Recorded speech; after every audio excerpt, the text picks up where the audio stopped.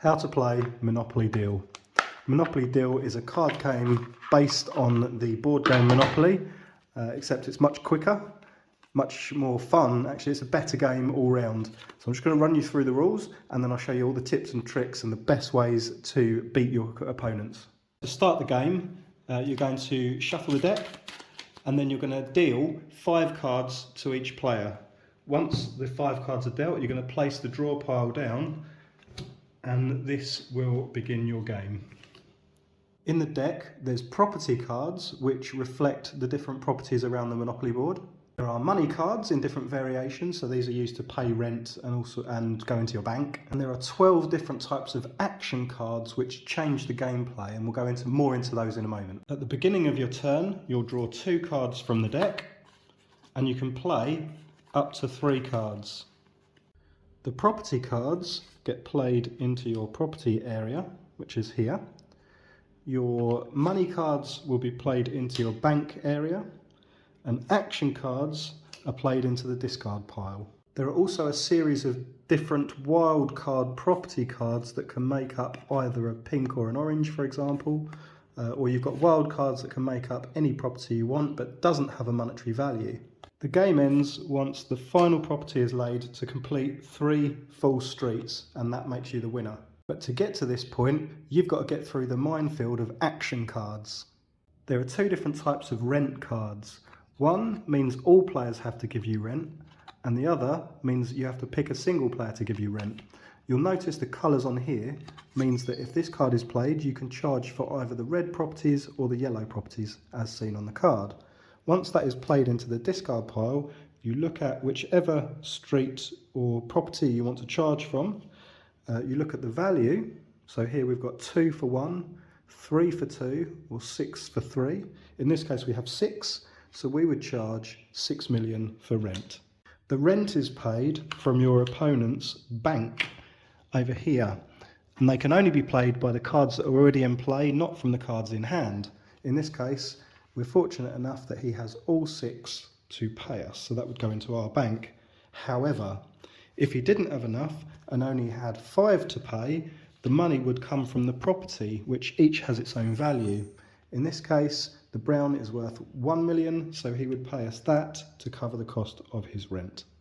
If while owning a full street you're fortunate enough to also pick up a house or a hotel, you can play that onto your street, which gives it added value when the rent is charged. You'll notice on the bottom the value that a house or a hotel would be worth. Slide deal means you can steal an opponent's property as your own. It's my birthday, collect 2 million from each player.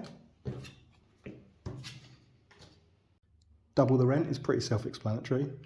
If pass go is played, you collect 2 extra cards from the draw pile into your hand. Force deal means you force another player to swap a property with you. Debt collector means you pick a player to pay you 5 million. In this case, his value of his property is exactly 5 million, so we will take all of those. Deal breaker, perhaps the most powerful card in the game, would steal an entire street from another player and place them into your pile. Unless, just say no.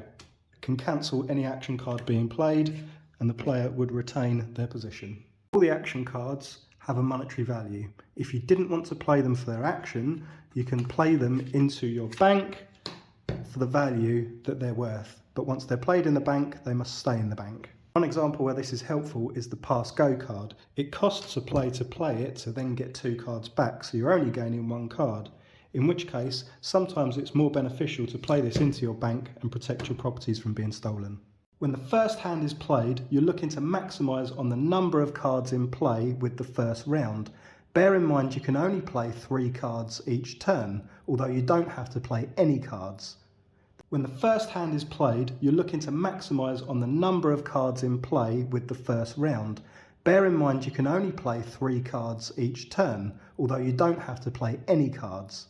Best cards to get with your opening hand are Debt Collector, It's My Birthday, and a rent card where everyone has to pay you rent, coupled with the relevant property card for that rent, and I'll explain why now.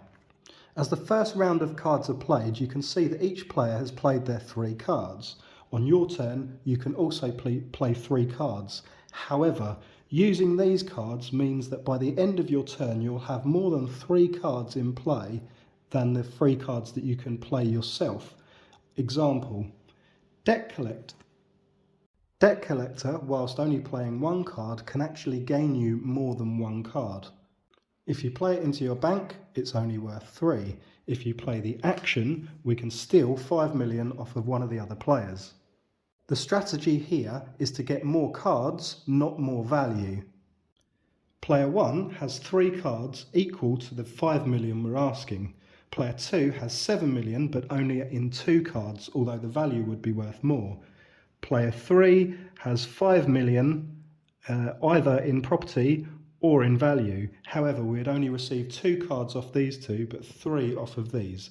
This is beneficial later and I'll explain why, but for the purposes of this demonstration we're going to take 5 million from this player, gaining us 3 cards from the outset. Another great option here that's going to gain us 3 cards because there's 3 players is It's My Birthday. Each player has to give you 2 million. Although this can often gain us more than 3 cards. Example, once played, each player has to give us 2 million. The player on the right has a 2 million value, which they're most likely to give us, rather than giving us the 5. The player in front of us will have to give us 3 million because they don't have 2 million to pay, but the player on the right will most likely give us 2 million instead of the 3 million property value, particularly given as property is often worth more than simply the value listed. In this case, we've gained 4 cards for the sake of playing 1. Another great option at this stage is playing the action card with the property card. If we play the property card as our card 1 out of our 3 card option plays, our second card is the action rent card. It also means then everyone has to give us 2 million from their properties or bank. So here we've got 2 million, here they would have to give us 3, and here again would give us the 1 property, gaining us 3 cards for the sake of playing 1. Sometimes you may not have the relevant property card to match the rent. This is where Sly Deal comes in handy. In this case, we can see that another player has a red card. We can play Sly Deal to steal their property, and then play the rent action card to make them all pay us 2 million. Gaining you again more cards than simply playing the 1. Now the reason it's good to have these cards with your opening hand before playing any cards into your play area is, as you've seen from the previous demonstrations, when you steal cards from other players, you can be left with no cards by the time it comes around to your turn. And if that's the case, you've given away cards for free. However, if you don't play any cards and another player plays It's My Birthday, you don't have to pay anything. So with your opening hand, always look for these cards first. The next tip is to maximise on your money collecting options. If we're going to play one of these cards, we'll use It's My Birthday as a demonstration. If we're going to play one of these cards, we can look around the table, all the other players, to see what cards they've got in play, so that we know that once we play this card, how many we're going to get and for what value. If we look to our left, we can see that we're only going to get 1 million. If we look in front of us, we're not going to get any value at all because they have no value cards in play. And if we look to the right, we're likely to get the 2 million here. If the 2 million wasn't in play, they would have to play the higher one. So we can evaluate the table and how much value we're going to get. So by looking at that, we might think, okay, maybe it's better to play this card later when there's more value on the table. We've got a similar principle with Debt Collector. When we evaluate the table, we've got a few options here. If we look to our right, we can see that this player is most likely winning, and the temptation will be to steal from them. So you've got to ask yourself, how close to the end of the game is it, and is it really going to make that much of a difference? The card in front of you is you're likely to get a property and some money, so you'll get the full value, but you're only getting 2 cards. However, if we look to the left, we can see that there's 2 million in millions, so we've got 2 cards.